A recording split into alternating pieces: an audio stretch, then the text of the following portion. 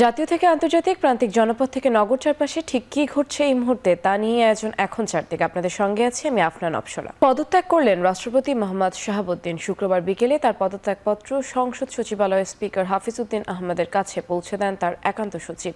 পরে এক সংবাদ সম্মেলনে স্পিকার জানান, পদত্যাগপত্র গ্রহণ করে তিনি ভারপ্রাপ্ত রাষ্ট্রপতির দায়িত্ব নিয়েছেন। জানান, শারীরিক অসুস্থতা ও মানসিক অসামর্থ্যের কারণে রাষ্ট্রপতির পদ থেকে পদত্যাগ করেছেন মোহাম্মদ শাহাবুদ্দিন। তার দীর্ঘমেয়াদী চিকিৎসা প্রয়োজন। এই অবস্থায় ভারপ্রাপ্ত রাষ্ট্রপতি হিসেবে দায়িত্ব পালন করবেন বলে জানান তিনি। আর স্পিকারের দায়িত্ব পালন করবেন ডেপুটি স্পিকার কায়সার কামাল। মোহাম্মদ শাহাবুদ্দিন আওয়ামী সরকারের আমলে নির্বাচিত হলেও জনগণের ভোটে নির্বাচিত বর্তমান সরকারের প্রতি সবসময় সমর্থন জানিয়েছেন বলে সংবাদ সম্মেলনে জানান স্পিকার।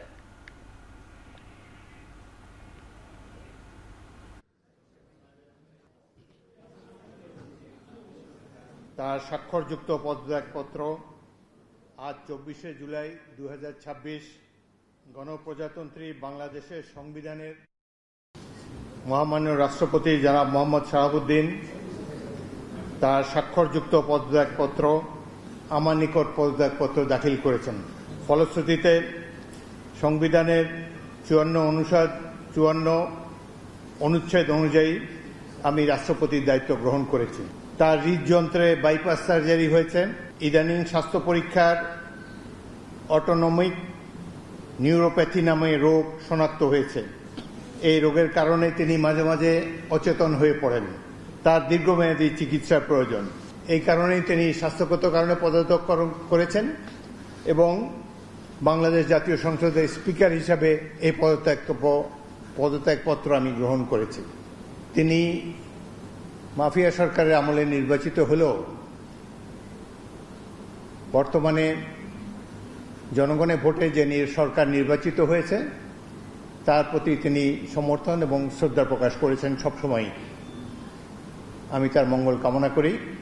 ডেপুটি স্পিকার সাহেব, তিনিও যখন ডেপুটি স্পিকার হিসেবে শপথ নেন, শপথের অংশে বর্ণিত থাকে যখন বলা হবে কোনো কারণে যখন স্পিকারের চেয়ার শূন্য থাকবে তখন ডেপুটি স্পিকার স্পিকারের পদের দায়িত্ব পালন করবেন।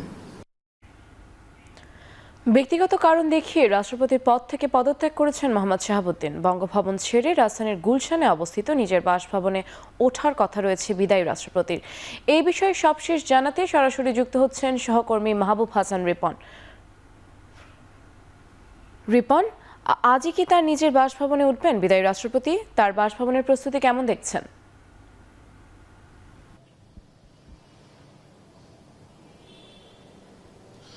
আফসারা, বিদায়ী রাষ্ট্রপতির আমার পিছনে যে বাসভবনটি রয়েছে গ্রিন ভিলা, গুলশানে অবস্থিত, এই বাসভবনের 8ম তলায় তার ওঠার কথা রয়েছে। এটি তার ব্যক্তিগত বাসভবন বলে আমরা জানতে পেরেছি।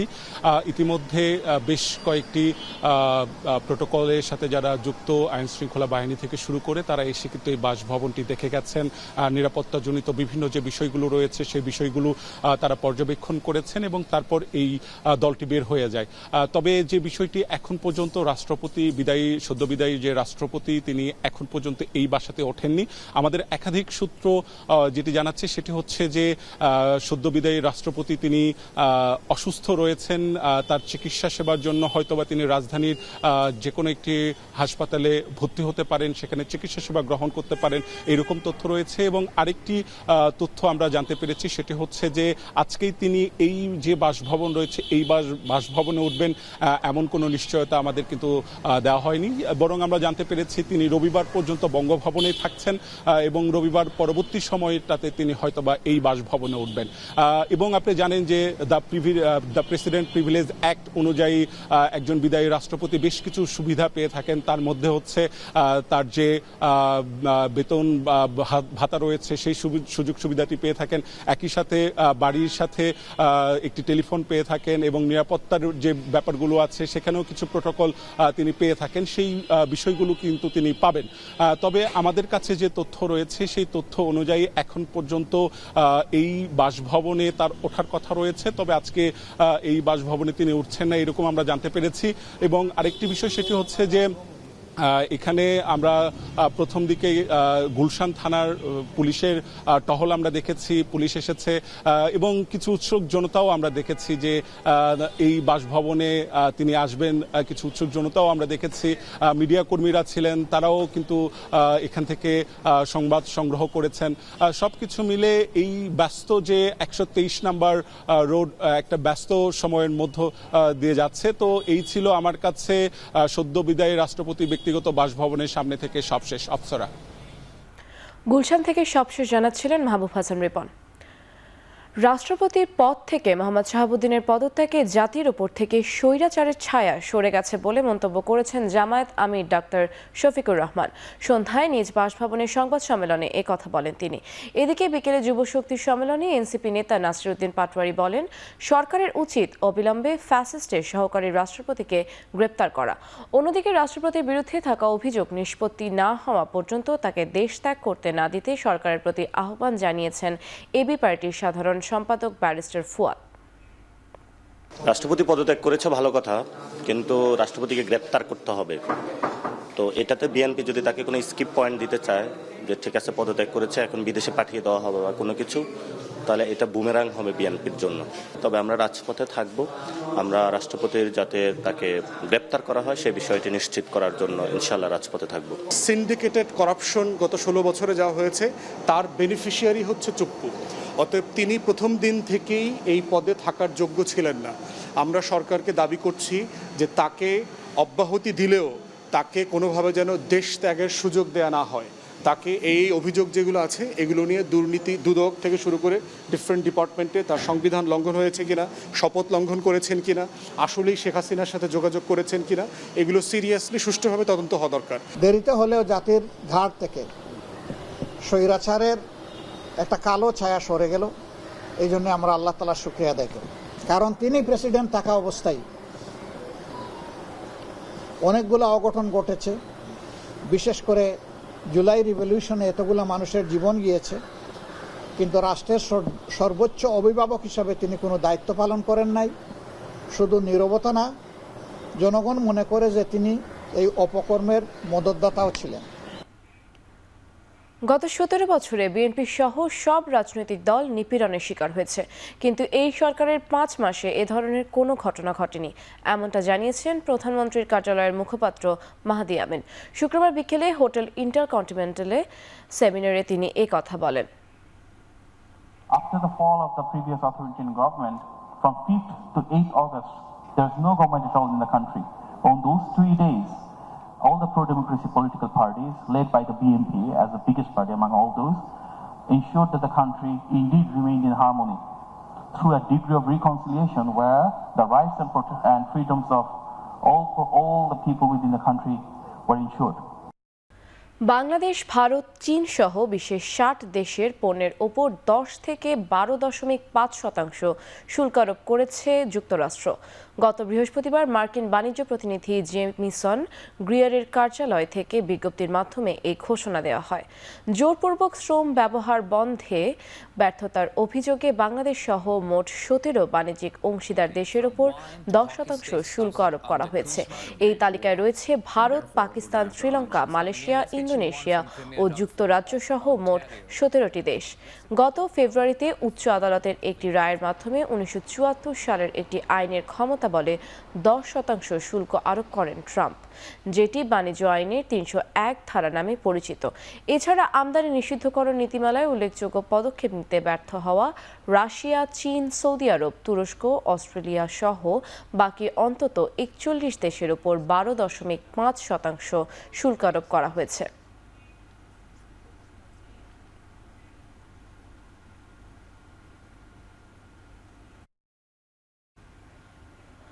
যুক্তরাষ্ট্রের নতুন শুল্ক আরোপে পরিস্থিতির কোনো পরিবর্তন ঘটেনি বলে দাবি করেছেন বাণিজ্যমন্ত্রী খন্দকার আব্দুল মুক্তাদির। দুপুরে সিলেট সদর উপজেলার চা শ্রমিকদের স্বাস্থ্যসেবা নিশ্চিতের লক্ষ্যে লাক্কাতুরা এলাকায় দিনব্যাপী ফ্রি মেডিকেল ক্যাম্প, পরিবার পরিকল্পনা ও শিশু সেবা ক্যাম্পের উদ্বোধন করেন মন্ত্রী। পরে বলেন, যুক্তরাষ্ট্রের আগে যে নীতি ছিল তাদের আইন অনুসারে সময় অতিক্রম করায় নতুন করে একই মাত্রার শুল্ক থাকবে, তবে তা ভিন্ন নামে। এদিকে গত কয়েক সপ্তাহ দেশে জ্বালানির দাম কম ছিল, বর্তমানে কিছুটা বেড়েছে। নতুন করে দাম বাড়ানোর পরিকল্পনা সরকারের নেই বলে জানান মন্ত্রী।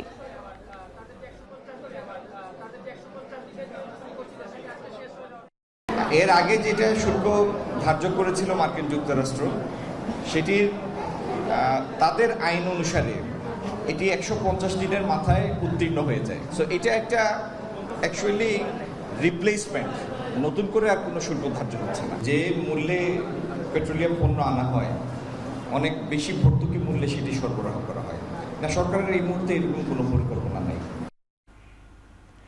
এদিকে চট্টগ্রাম, ময়মনসিংহ, ব্রাহ্মণবাড়িয়া সহ দেশের বিভিন্ন জেলায় ফিলিং স্টেশনগুলোতে সকাল থেকে দেখা গেছে যানবাহনের দীর্ঘ সারি। ঘন্টার পর ঘন্টা অপেক্ষা করেও অনেক চালক প্রয়োজন মাফিক গ্যাস পাচ্ছেন না। এতে একদিকে যেমন বেড়েছে জনভোগান্তি, অন্যদিকে কমেছে পরিবহন সংশ্লিষ্টদের আয়। গ্যাসের সরবরাহ কমে যাওয়ায় উৎপাদন ব্যাহত হচ্ছে বিভিন্ন শিল্প কারখানায়। প্রভাব পড়েছে গ্যাস ভিত্তিক বিদ্যুৎ উৎপাদনেও। সংশ্লিষ্টরা বলছেন, মহেশখালীর ভাসমান এলএনজি টার্মিনালে কারিগরি ত্রুটি শনাক্তে কাজ করছেন বিদেশি বিশেষজ্ঞরা। তাদের চূড়ান্ত প্রতিবেদনের ভিত্তিতেই মেরামতের সময়সীমা ও পরবর্তী পদক্ষেপ নির্ধারণ করা হবে। ততদিন পর্যন্ত গ্যাসের সীমিত সরবরাহের প্রভাব দেশের বিভিন্ন খাতে অব্যাহত থাকতে পারে।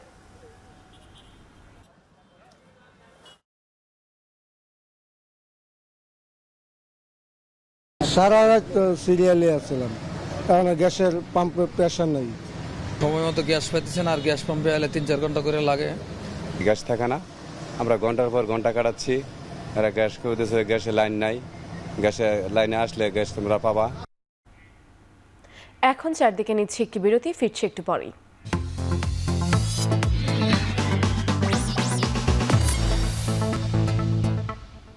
ফিরে এলাম বিরতির পর, দেখছেন এখন চারদিক। সাতক্ষীরা 4 আসনের সংসদ সদস্য গাজী নজরুল ইসলামকে বহিষ্কারের সিদ্ধান্ত দলীয় শৃঙ্খলা রক্ষায় কঠোর বার্তা বলে মন্তব্য করেছেন বাংলাদেশ জামায়াতে ইসলামের আমির ডাক্তার শফিকুর রহমান। তিনি বলেন, অন্যায়ের সঙ্গে জামায়াতের কোনো আপোষ নেই, তবে দল ভুল ত্রুটির ঊর্ধ্বে নয়। জামায়াতের ঢাকা জেলা আয়োজিত রোকন সম্মেলনে ডাক্তার শফিকুর রহমান আরও বলেন, প্রয়োজনীয় সংস্কারের বিষয়গুলো সংসদের সমাধান না হলে রাজপথে কর্মসূচির মাধ্যমে আদায় করা হবে। সংবিধান সংশোধনের নামে জন আকাঙ্ক্ষা উপেক্ষা না করারও আহ্বান জানান তিনি।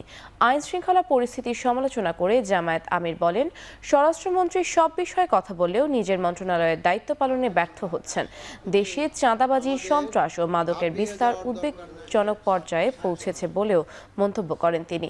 এ সময় আওয়ামী লীগ সরকারের আমলে খুন ও গুমের শিকার ব্যক্তিদের পরিবারের দায়িত্ব রাষ্ট্রকে নেওয়ার আহ্বান জানান জামায়াতের আমির। বাংলাদেশের আন্দোলনের প্রভাব অন্য দেশেও ছড়িয়ে পড়েছে উল্লেখ করে বলেন, বাংলাদেশ কোনো দেশের অভ্যন্তরীণ বিষয়ে হস্তক্ষেপ করতে চায় না। বাংলাদেশ জামাতে ইসলামী ফিরিস্তাদের দল নয়, আমরা মানুষ, আমাদেরও ভুল ত্রুটি হয়। আমরা একটা কথা পরিষ্কার বলেছি যে অন্যায় আর জামাতে ইসলামী একসাথে চলে না, কিন্তু এর দ্বারা এটাও আমরা মিন করছি না যে আমরা কোনো অন্যায় করি না। আমরা মানুষ, আমাদের ভুল হয়, অন্যায় হয়, দোষ হয়, অপরাধ হয়। আমরা আহ্বান জানিয়েছি, যারা দেশকে ভালোবাসেন, জাতিকে ভালোবাসেন, আমাদের অন্যায় অপরাধ দেখলে আমাদেরকে ধরে দিন। আমরা কথা দিচ্ছি, আমরা সংশোধন করব। নৈতিকতার প্রশ্নে জামাতে ইসলামীতে কোনো ছাড় নাই।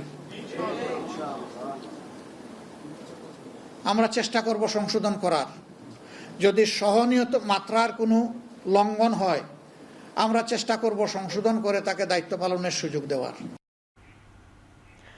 বর্তমানে মানুষ সরকারকে সহযোগিতা করছে, সময় গেলেই সরকারের কাছে জবাবদিহিতা চাইবে, এমনটি জানিয়েছেন পানি সম্পদ মন্ত্রী শহীদ উদ্দিন চৌধুরী অ্যানি। শুক্রবার বিকেলে লক্ষ্মীপুর পৌরসভায় এক সংবর্ধনায় তিনি একথা বলেন।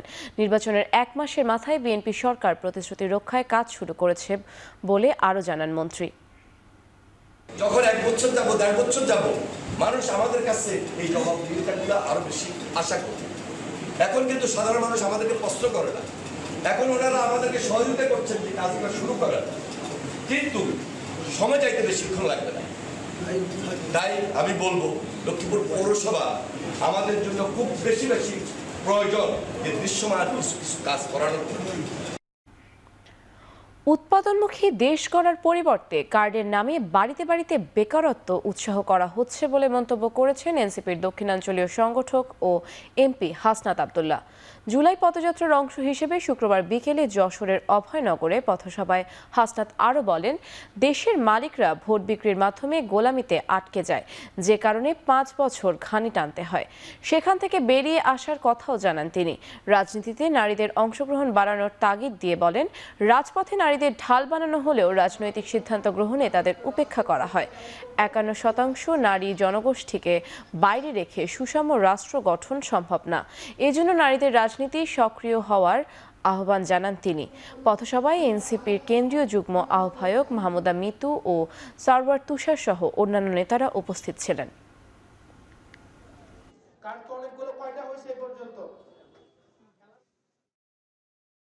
বাসায় বাসায় কাঠ পাঠায় এখন মানুষকে বেকারত্বে উৎসাহিত করা হচ্ছে।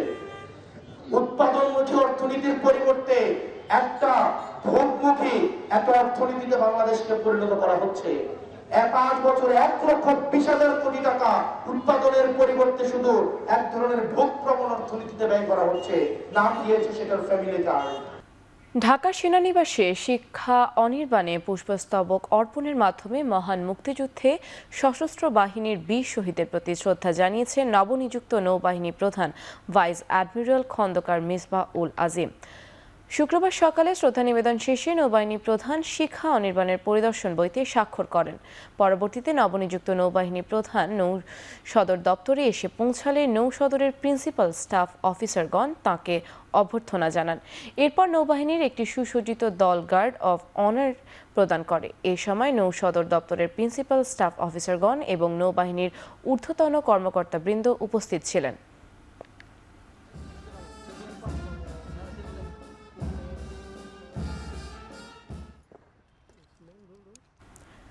চাঁপাইনবাবগঞ্জের গোমস্তাপুর সীমান্ত দিয়ে 7 জনকে বাংলাদেশে ঠেলে পাঠানোর চেষ্টা চালিয়েছে ভারতীয় সীমান্তরক্ষী বাহিনী বিএসএফ। তবে বিজিবির তৎপরতায় সেই চেষ্টা ব্যর্থ হয়েছে। শুক্রবার সকাল 6:30টার দিকে চাঁপাইনবাবগঞ্জের চারল ভাঙা সীমান্তের কাছে এ ঘটনা ঘটে। বিজিবি জানায়, ভারতের 12 ব্যাটালিয়ন বিএসএফের টিলাসন ক্যাম্পের সদস্যরা 7 ব্যক্তিকে বাংলাদেশে প্রবেশ করানোর চেষ্টা করে। খবর পেয়ে ঘটনাস্থলে পৌঁছে সীমান্তের শূন্য লাইনে ভারতীয় অংশে অবস্থানরত 7 জনকে শনাক্ত করে তাদের বাংলাদেশে প্রবেশে বাধা দেওয়া হয়। তাদেরকে ভারতীয় ভূখণ্ডে ফেরত পাঠানোর কার্যক্রম চলমান রয়েছে বলে জানায় বিজিবি।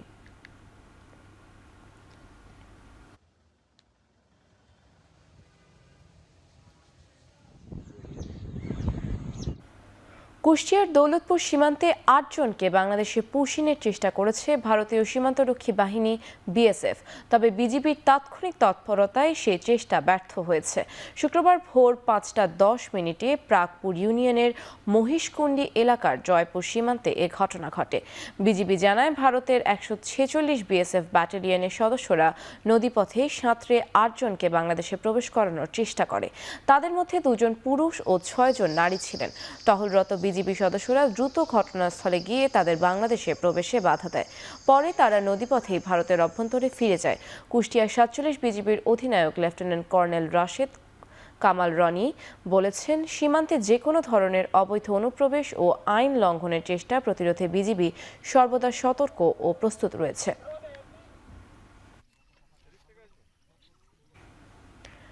ঢাকার সাভারে গ্যাস লাইনের লিকেজ থেকে আগুনে লেগে দগ্ধ হয়েছেন এক দম্পতি।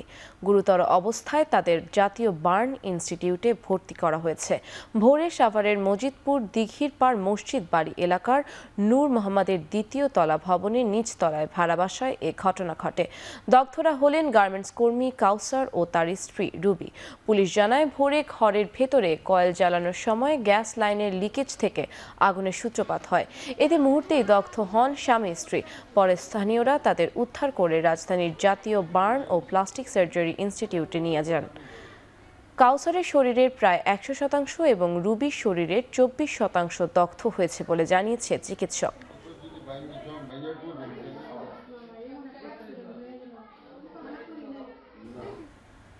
বিপুল উৎসাহ উদ্দীপনা বিশ্ব শান্তি ও মঙ্গল কামনায় বর্ণাঢ্য আয়োজনের মধ্য দিয়ে শেষ হল সনাতন ধর্মাবলম্বীদের অন্যতম ধর্মীয় অনুষ্ঠান শ্রী শ্রী জগন্নাথ দেবের উল্টো রথযাত্রা। শুক্রবার বেলা ৩টায় মঙ্গল প্রদীপ জ্বালিয়ে যাত্রা শুরু হয়।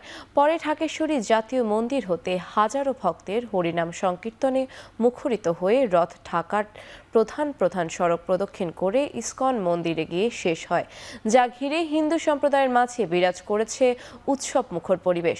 উল্টো রথযাত্রাটি বেলা ৬টায় ইসকন আশ্রমে আসার মাধ্যমে শুভ সমাপ্তি হয়। এ সময় ভক্ত অনুরাগীরা জানান, ঈশ্বরের অনুগ্রহ পেলে ইহকালে চলার পথ সহজ হবে বলেন। পুণ্যলাভের আশায় শ্রী জগন্নাথ দেবের রথযাত্রা অংশ নিয়েছেন তারা। বলেন, বিশ্বশান্তি, মানব কল্যাণ, দেশের বর্তমান বন্যা ও প্রাকৃতিক দুর্যোগ কবলিত জনগণের দ্রুত মুক্তি কামনায় বিশেষ প্রার্থনা করা হয়েছে। রথযাত্রা ঘিরে কঠোর নিরাপত্তা বেষ্টনী ছিল আইন শৃঙ্খলা রক্ষা বাহিনীর।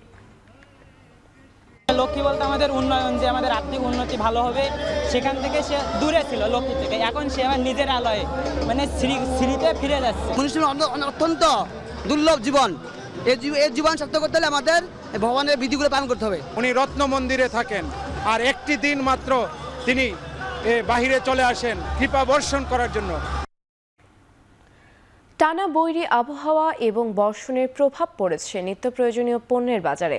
সরবরাহ কমে যাওয়ায় প্রায় সব ধরনের সবজির দাম বেড়েছে। একই সাথে নদী ও সামুদ্রিক মাছের সরবরাহ কম থাকায় প্রভাব পড়েছে বাজারে। সাম্প্রতিক বন্যার প্রভাবে চট্টগ্রামের কাঁচা বাজারে বিরাজ করেছে চরম অস্থিরতা। ৩০ থেকে ৫০ টাকা পর্যন্ত বেড়েছে প্রায় প্রতিটি সবজির দাম। গত সপ্তাহে ৬০ টাকায় বিক্রি হওয়া শসা এই সপ্তাহে বিক্রি হচ্ছে ১২০ টাকায়। স্বস্তি নেই বগুড়াতেও। সপ্তাহের ব্যবধানে বিভিন্ন সবজির দাম কেজি প্রতি বেড়েছে ১০ থেকে ২০ টাকা। পরবর্তী মৌসুমে সবজি বাজারে না আসা পর্যন্ত দাম কমবে না বলে দাবি ব্যবসায়ীদের। এদিকে শরীয়তপুরে কাঁচা মরিচ প্রতি কেজি ২২০ থেকে ৪০০ টাকায় বিক্রি হচ্ছে। হঠাৎ করে সবজির দাম বৃদ্ধি পাওয়ায় হিমশিম অবস্থা ক্রেতাদের। বরগুনায় দেখা দিয়েছে সামুদ্রিক মাছের তীব্র সংকট, ফলে দাম বেড়েছে কয়েক গুণ। ১ কেজি বা তার চেয়ে বেশি ওজনের ইলিশ বিক্রি হচ্ছে ৩২০০ থেকে ৩৫০০ টাকায়।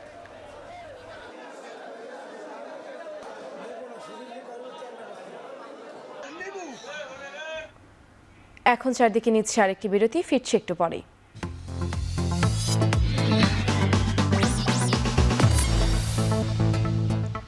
ফিরে এলাম বিরতির পর, দেখছেন এখন চারদিক।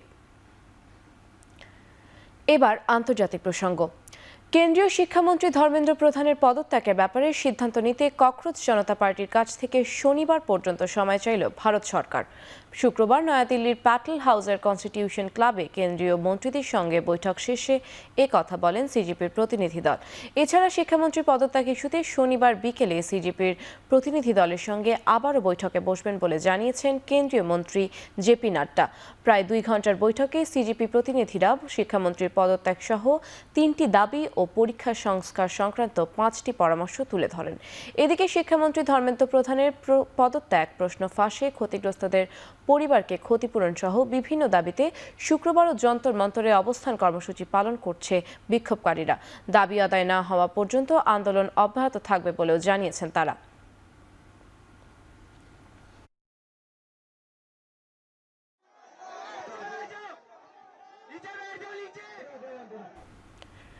দিল্লির যন্তর মন্তরের জনতা ককরোচ পার্টি সিজেপির আন্দোলনের ছাপ পড়েছে কলকাতাতেও। শুক্রবার স্থানীয় সময় সকাল থেকেই কলকাতার শিয়ালদহ এলাকায় জড়ো হন বামপন্থী 8টি ছাত্র সংগঠনের নেতাকর্মীরা। এতে অংশ নেন সাধারণ মানুষও। বেলা বাড়ার সঙ্গে সঙ্গে মিছিল ছড়িয়ে পড়ে আশেপাশের এলাকায়। এ সময় সংসদ অভিমুখী মিছিলে পুলিশি নির্যাতনের নিন্দা ও কেন্দ্রীয় শিক্ষামন্ত্রী ধর্মেন্দ্র প্রধানের পদত্যাগের দাবি সম্বলিত নানা প্ল্যাকার্ড, স্লোগান প্রদর্শন করেন আন্দোলনকারীরা। মিছিল ঘিরে কোনো অপ্রত্যাশিত ঘটনা এড়াতে সতর্ক অবস্থানে Kolkata police.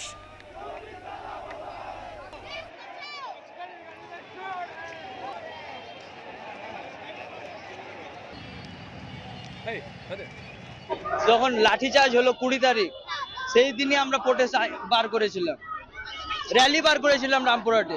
I'm not affiliated to any union or any political party. I'm just a student and I'm here for the rights of myself and my peers and preferably my future that live in this country.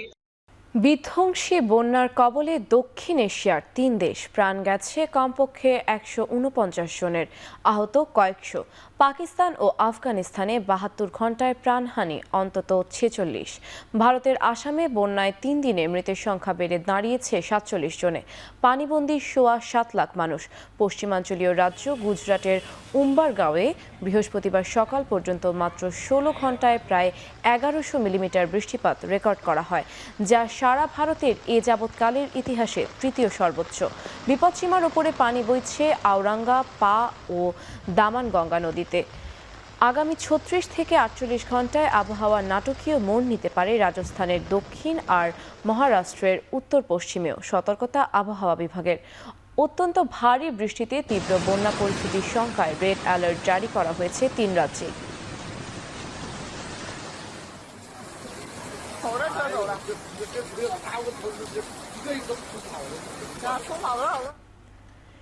ইরানে যুক্তরাষ্ট্রের হামলার জবাবে Bahrain, Jordan ও কুয়েতের মার্কিন ঘাঁটিতে পাল্টা হামলা চালিয়েছে ইরানের বিপ্লবী গার্ড। এছাড়াও বাহরাইনে মার্কিন প্রযুক্তি সংস্থা অ্যামাজনের ডাটা সেন্টার ও ইরানের এরবিলের বিমানবন্দরের কাছে বিস্ফোরণের খবর পাওয়া গেছে। এর আগে বৃহস্পতিবার টানা ১৩তম দিনে ইরানের বন্দর আব্বাস জাস্ক সহ বেশ কয়েকটি শহরের একাধিক স্থাপনায় হামলা চালায় ইরান। এতে ৪ জন নিহত এবং অন্তত ৭ জন আহত হয়েছেন। এদিকে এখন থেকে হামলার শিকার জাহাজের ক্ষতিপূরণে যুক্তরাষ্ট্রের কাছে জব্দকৃত ইরানি সম্পদ ব্যবহার করা হবে বলে জানিয়েছেন ডোনাল্ড ট্রাম্প। তবে ইরান বলছে, যুক্তরাষ্ট্র এমন পদক্ষেপ নিলে তা বিশ্বে বিপজ্জনক নজির স্থাপন করবে।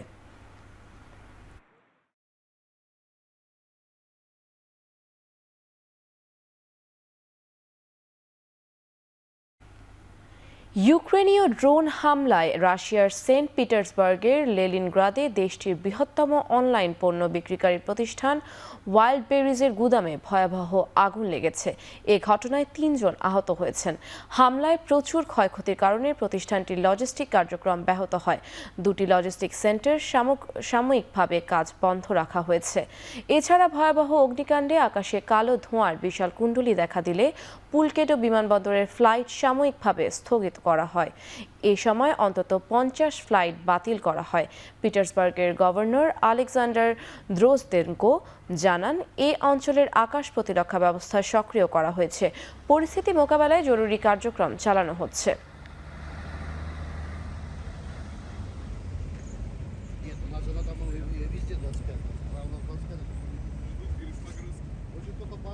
কার্লো আনচেলোত্তির পর ইতালিয়ান ফুটবল ফেডারেশনের কোচ হওয়ার প্রস্তাব ফিরিয়ে দিলেন পেপ গার্দিওয়ালা। ব্রাজিলের সাথে ২০৩০ সাল পর্যন্ত চুক্তিবদ্ধ হওয়ায় ইতালিকে না বলে দেন ডন কার্লো, আর কাঙ্ক্ষিত বেতনের অফার না পাওয়ায় সরে দাঁড়ান পেপ। দেশটির ফুটবল ফেডারেশনের টেকনিক্যাল ডিরেক্টর পাওলো মালদিনি জানান, যে কোনো মূল্যে বিশ্বের সেরাদের মধ্যে কাউকে নিজেদের ডাগ আউটে আনতে মরিয়া ছিলেন তারা। ইতালির প্রথম পছন্দ ছিল তাদের ঘরের ছেলে আনচেলোত্তি। তবে ২০৩০ বিশ্বকাপ পর্যন্ত ব্রাজিলের সঙ্গে চুক্তি থাকায় ইতালির দায়িত্ব নিতে রাজি হননি কার্লো। এরপরই পেপ গার্দিওয়ালার সঙ্গে আলোচনা শুরু করেন ইতালি। দেশটির সংবাদ মাধ্যমের দাবি, গার্দিওয়ালা বছরে প্রায় ২ কোটি ইউরো বেতন চেয়েছেন, যা ইতালির প্রস্তাবের দ্বিগুণ। তাই পেপ গার্দিওয়ালাও ফিরিয়ে দিয়েছে তাদের প্রস্তাব। নতুন কোচ হিসেবে এখন আলোচনায় রয়েছে আন্তোনিও কন্তে, রোবার্তো মানচিনি ও আন্দ্রেয়া পিরলো। সপ্তাহের মধ্যেই নতুন কোচ নিয়োগ দিতে চায় ইতালিয়ান ফুটবল ফেডারেশন।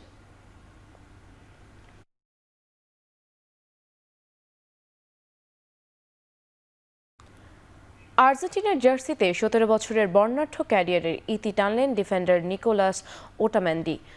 ৩৮ বছর বয়সে আন্তর্জাতিক ফুটবল থেকে অবসরের ঘোষণা দিয়েছেন তিনি। আর্জেন্টিনার হয়ে ৪টি বিশ্বকাপ খেলা ওটামেন্ডি খেলেছেন ২০২৬ বিশ্বকাপের ফাইনালেও। তবে স্পেনের কাছে ১-০ গোলে হেরে হতাশা নিয়ে বিদায় জানালেন এই আলবিসেলেস্তা। সামাজিক যোগাযোগ মাধ্যমে আবেগঘন বার্তায় ওটামেন্ডি জানান, ক্যারিয়ারের সবচেয়ে কঠিন কথাগুলো লিখতে গিয়ে আবেগ আপ্লুত তিনি। এটি ভাগ্যের পরিহাস যে তার শেষ ম্যাচ ছিল বিশ্বকাপের ফাইনাল। ফলটা আর্জেন্টিনার পক্ষে আসেনি, কিন্তু মাথা উঁচু করে বিদায় নিচ্ছেন তিনি বলে জানান এই আর্জেন্টাইন ডিফেন্ডার।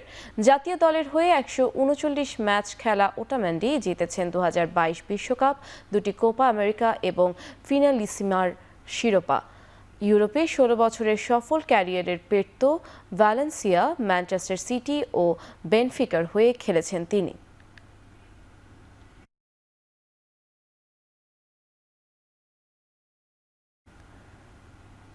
বিশ্বকাপ ফাইনালের পর আর্জেন্টিনার খেলোয়াড়দের আচরণ নিয়ে কড়া সমালোচনা করেছেন স্পেনের coach Luis de la Fuente. একই সাথে স্প্যানিশ ফুটবলারদের উস্কানি ও আগ্রাসনের মুখেও পেশাদারিত্ব বজায় রাখায় তাদের প্রশংসা করেন তিনি। স্পেনের এক গণমাধ্যমকে দেওয়া সাক্ষাৎকারে ফুয়েন্তে জানান, ফাইনালের পর কয়েকজন আর্জেন্টাইন ফুটবলের আচরণ ছিল একেবারেই অগ্রহণযোগ্য। উদযাপনে ব্যস্ত থাকায় তখন ঘটনা পুরো না দেখলেও তা জেনে পরে হতাশ হয়েছেন তিনি।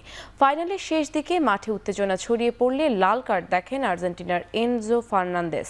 এমন মানের খেলোয়াড়দের কাছ থেকে এমন আচরণ আশা করেনি বলেও মন্তব্য করেছেন এই স্প্যানিশ কোচ।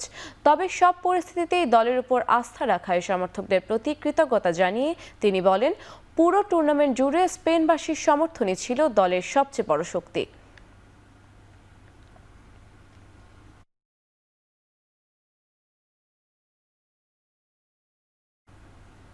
আগামী সেপ্টেম্বরে অনুষ্ঠিত হতে যাওয়া 2026 এশিয়ান গেমসের ছেলেদের ক্রিকেট ইভেন্টের সরাসরি নকআউট পর্বে খেলার যোগ্যতা অর্জন করেছে বাংলাদেশ, ভারত, পাকিস্তান ও শ্রীলঙ্কা। এই 4 দলের সঙ্গে মূল পর্বে যোগ দিতে প্রথম রাউন্ডে লড়বে Afghanistan, Hong Kong, Japan, Malaysia, Nepal ও ওমান। এশিয়ান গেমসের পুরুষ ও নারী ক্রিকেট ইভেন্টের গ্রুপ চূড়ান্ত করে ড্র অনুষ্ঠিত হয়। পুরুষ বিভাগে যেখানে 10টি দল শিরোপার জন্য লড়বে, নারী বিভাগে অংশ নেবে মোট 8টি দল। কোয়ার্টার ফাইনাল পর্ব দিয়ে শুরু হবে মেয়েদের ক্রিকেট ইভেন্টের খেলা, যেখানে ভারতের মুখোমুখি হবে জাপান, বাংলাদেশের প্রতিপক্ষ চীন, শ্রীলঙ্কা লড়বে মালয়েশিয়ার বিরুদ্ধে এবং পাকিস্তান খেলবে থাইল্যান্ডের বিপক্ষে। মেয়েদের ক্রিকেট ইভেন্ট চলবে 17 থেকে 22 সেপ্টেম্বর পর্যন্ত।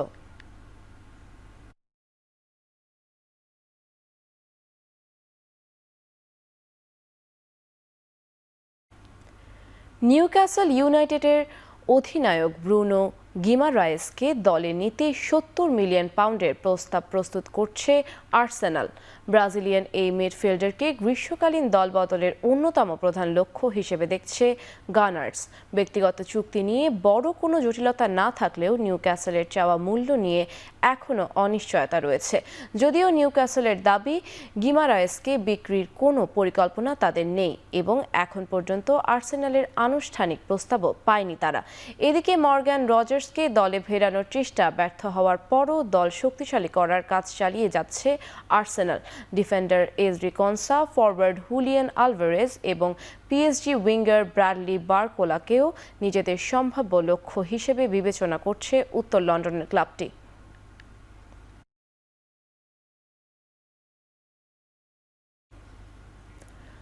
নতুন মৌসুম শুরুর আগে বড় এক ধাক্কা খেল বার্সেলোনা। হাঁটুর গুরুতর চোটে লম্বা সময়ের জন্য মাঠের বাইরে ছিটকে গেলেন ফ্র্যাঙ্কি ডি ইয়ং।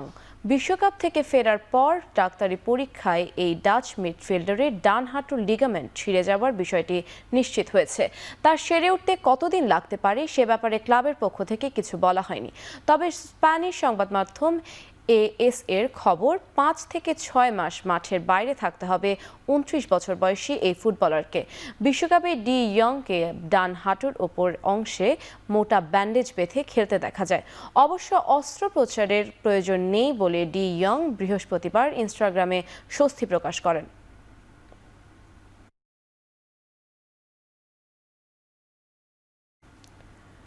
অ্যাস্টন ভিলায় নতুন অধ্যায় শুরু করতে যাচ্ছেন তরুণ Argentine winger Alejandro Garnacho. Chelsea থেকে ধারে 2026-27 মৌসুমের শেষ পর্যন্ত ভিলা পার্কে পাড়ি জমিয়েছেন 22 বছর বয়সী এই ফরওয়ার্ড। নির্দিষ্ট কিছু শর্ত পূরণ হলে আগামী গ্রীষ্মে তাকে স্থায়ীভাবে কিনে নেওয়ার বাধ্যবাধকতা রয়েছে চুক্তিতে, যার আনুমানিক মূল্য 43 মিলিয়ন পাউন্ড। গার্নাচোর এই দলবদলের ঠিক আগেই ভিলা থেকে চেলসিতে পাড়ি জমিয়েছেন মর্গান রজার্স। আর সেই ফরওয়ার্ডে কাটানো শূন্যতা পূরণ করতেই কোচ উনাই এমেরির এই উদ্যোগ। গত সেপ্টেম্বরে ম্যানচেস্টার ইউনাইটেড থেকে চেলসিতে যোগ দেওয়ার পর চেলসির হয়ে 43 ম্যাচে করেছেন মাত্র 8 গোল। সেই অনিশ্চয়তা ঝেড়ে ফেলে এবার ক্লাবে নিজের সেরাটা প্রমাণ করার বড় চ্যালেঞ্জ গার্নাচোর সামনে। সম্প্রতি প্রিমিয়ার লিগে আর্জেন্টাইন ফুটবলারদের নিষেধাজ্ঞার গুঞ্জন সত্ত্বেও পিছু হটেনি ক্লাবগুলো। সব সংখ্যা কাটিয়ে 4 বছরের চুক্তিতে সই করে ভিলার নতুন প্রকল্পে নিজেকে উজাড় করে দিতে প্রস্তুত এই তরুণ।